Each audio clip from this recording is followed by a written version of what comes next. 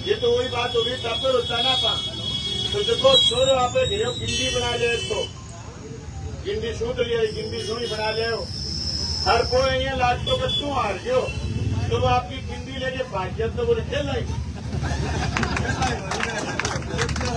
मैंने तो 11:15 बजे आप महसूस होगी, मैं सिलेक्ट को बात करी, मुझे गिंडी लेके भागेगा, और फिर 2 बजे आप ही गिंडी लेके भाग गया, तुझे न्यू कुछ बताने लग गया क्या रोडो क्यों। अभी आप बताई को नहीं, खुला तो को नहीं करे कागजात रोडो क्यों, क्या मेडिकल छुट्टी पर चले गए एसडीएम, तो दूसरी तारीख क्यों कौन दी। अगली बार फेक चुनाव कराओगा कदे, थे दादागिरी करी, ये दादागिरी करी, सड़क बनाई, मैं दादागिरी करी, ये तहसील में 2400 करोड़ रुपया बीमो दिवाओ, 2400 करोड़ ये करी दादागिरी, 3 कॉलेज खोला, मैं करी दादागिरी, 51 स्कूल करवोनत करा, मैं करी दादागिरी, पूरी 400 किलोमीटर लंबी सड़क बढ़ाई, मैं करी दादागिरी, 450 करोड़ रुपया पेयजल में स्वीकृत कराया, मैं करी दादागिरी, एक तहसील में काम बढ़ा दियो, सड़क को सड़क करा दी, और पासबुक लोगों की बीमा भर दी, और मैं एक तुर्की को पहली करो, एक अक्सर 5 साल में के किसान ने नोटिस कौन दे दियो, मैं कहीं अली शेर ने संकट में को निहार दियो, मैं कहीं राम कुमार ने जो बैंका का कड़वा को निगम दिया 5 साल, कहीं दादागिरी को नहीं होती, दादागिरी थी तो किसान की मजदूर की और कमेरे की थी, वो दादागिरी चाहते। अब प्रशासन की दादागिरी, प्रशासन दिले हुए उत्तर कौन दे, कलेक्टर के हमें उच्च अधिकारियों से निर्देश मिलेंगे, और ये बीजेपी का राज्य हो रहे हमारी चालन राजी, मैं ठीक कहना हूँ, मंगेश चौधरी ठीक कहो, अरे बाबूजी को पता ही नहीं, बाबूजी को पता होता कि चुनाव नहीं हो रहे, तो वो अपने पार्षदों को किस लिए लेके आए, उनके पार्षद क्या करने आए थे, उनके पार्षद तो वोट डालने आए थे, कितने बजे आए थे पता है आपको, हम वहाँ शीन में थे, एक एक चीज देख रहे थे, उनके पार्षद आए थे 1 बजे, यानी 1 बजे तक उनको पता नहीं था कि चुनाव पोस्टपोन होगा।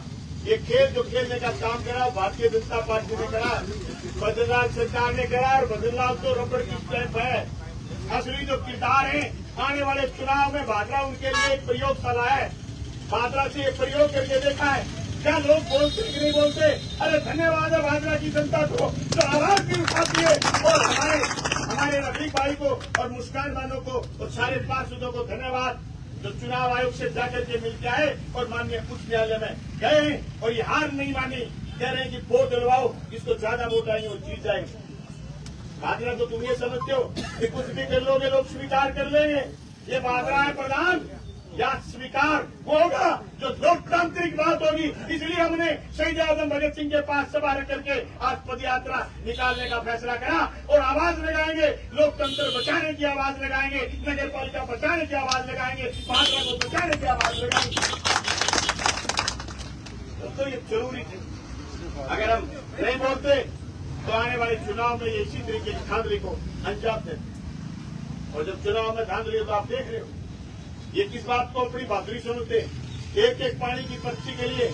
अरे कल जाकर के भानगढ़ में एक गरीब मेघवार के जिसको एडीएम ने दस्तखत करके दे रखे, एडीएम ने दस्तखत कर रखे कि इसकी तीसरी बार पैमाइश करनी चाहिए। पहली पैमाइश में उसके पक्ष में फैसला आया, उसने दीवार निकाल ली, एडीएम ने फिर फैसला कर रखा है कि दोबारा टीम बना करके जांच करी जाए, कल जाकर के और दीवार तोड़ करके आए। तो ये जगह जगह 354 आजकल तो धारा बदल गई, 354 छेड़छाड़ का मुकदमा दर्ज करवाते हैं। ये किसी के साथ छोटा मोटा झगड़ा हो गया 452 में मुकदमा दर्ज करते हैं, घर घुसकर मारपीट करने का छोटा मुकदमा दर्ज करते हैं, लोगों को बुलाते इस नाम से क्या क्या करो थाने में राजीनामा कराएं और थाने में बैठा कर क्या साबित करना चाहते हैं। अरे चलती है राजस्थान विधानसभा से बजट उठा के लाइए।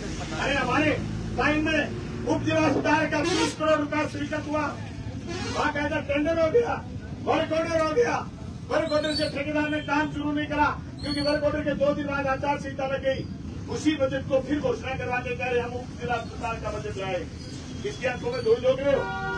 100 करोड़ रुपए मुख्यमंत्री की घोषणा थी, भादरा शहर को पेयजल पानी पिलाने की 1 करोड़ की योजना, उसमें 1 रुपया मुख्यमंत्री ने ये नहीं बताया कि दोबारा एमपी साहब हमारे बीच आगे खड़े हैं। एमपी साहब राहुल जी कस्मा हमारे बीच हैं, जोरदार तालियों से स्वागत करेंगे।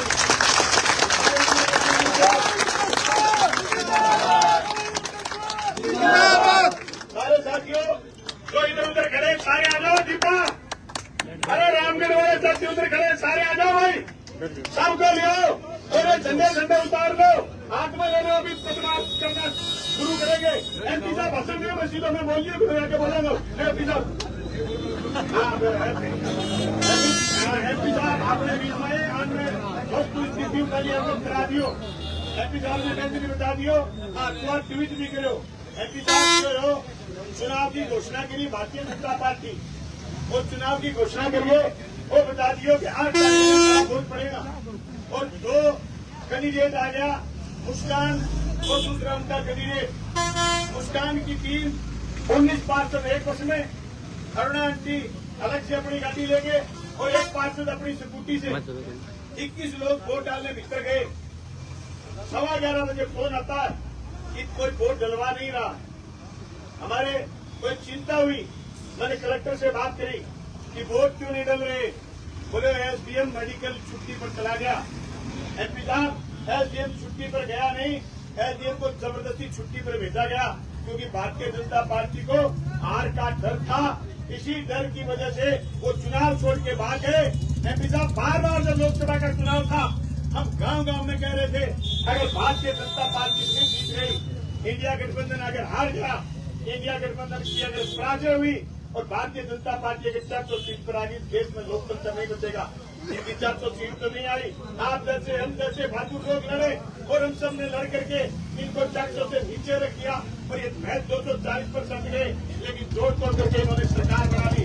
आज ये राजस्थान में आने वाले पंचायत चुनाव और नगर पालिका के चुनाव को देखते हुए भादरा को प्रयोगशाला बना रहे थे कि भादरा में लोकतंत्र का गला घोट करके देखते हैं लोग सड़कों पर उतरते हैं कि नहीं उतरते। आज इसी की मान लिए हमारे सरपंच यूनियन के अध्यक्ष, हमारे कई सरपंच साहब, हमारे पार्षदगण, हमारे कांग्रेस पार्टी के और सीपीएम के नेतागण, हमारे भाजपा के अध्यक्ष और पूर्व अध्यक्ष, हमारे प्रधान लोग के और हमारे एमपी साहब, हम सब लोग सड़क पर हैं और पदयात्रा निकालेंगे और लोकतंत्र की बात करेंगे। यही आज का कार्यक्रम है। यहाँ से पद यात्रा के रूप में हम नारेबाजी करते हुए लोकतंत्र बचाने की दुहाई करते हुए हम नगर पालिका जाएंगे, वहाँ राजस्थान के मुख्यमंत्री के नाम ज्ञापन देंगे, फिर सभा का विसर्जन करेंगे। मैं एमपी साहब से कहना चाहूंगा वो अपनी बात रखें, उसके बाद हम पद यात्रा शुरू करेंगे।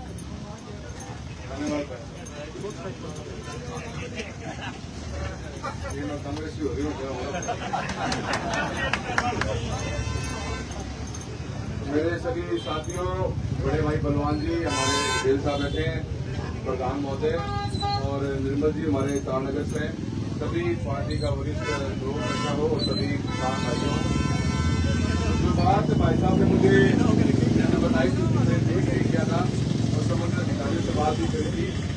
सही मायने में तो देश के अंदर एक माहौल बना हुआ था चुनाव के अंदर भी, इस बात को लेकर सबकी चिंता भी थी, एक अनिश्चितता का माहौल था कि प्रजातंत्र के साथ में खिलवाड़ भी न हो जाए, कहीं हमारे देश के संविधान का खिलवाड़ न हो जाए और ऐसे इंस्टीट्यूशन जो हमारी संस्थाएं जो बनी हुई है। आज नगर पालिका का चुनाव हुआ, सरकार ने डेट तय करी और एसडीएम को 10 मिनट के अंदर छुट्टी की याद आई।